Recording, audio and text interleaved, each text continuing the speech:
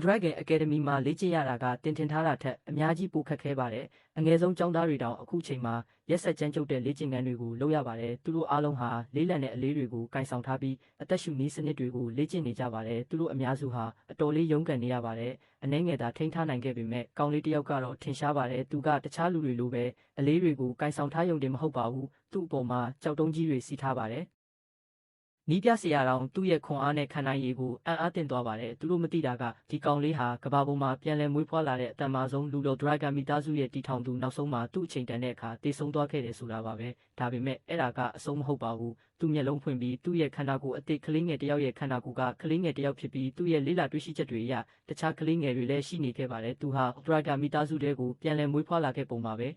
သူတို့အားလုံးကိုတီးခြားအဆောက်အဦတစ်ခုမှာထားရှိပါတယ်။အဲ့ဒီအချိန်မှာပဲအနဂါမလေးတွေဟာထူးဆန်းတဲ့အနီရောင်ရည်တစ်မျိုးပါတဲ့လှဲတစည်းနဲ့ရောက်လာပါတယ်။သူတို့ထဲမှာဂေါဘလင်တစ်ကောင်ခေါ်လာတာကြောင့်ကျွန်တော်ကိုတန်တရားဝင်ခဲ့တဲ့ဂေါဘလင်ကိုအဲ့ဒီအရေးတရဝကြီးရဲ့နာကျင်မှုကိုဖြစ်စေတဲ့အရေးကိုအတင်းကျပ်တိုက်နေကြရင်သွေးတွေပြေးပွားသွားခဲ့တယ်။ဒီစမ်းသပ်မှုကဒီသွေးအရေးထဲမှာမော်စွမ်းတွေမြင်မာနေတာကိုပြသနေပါတယ်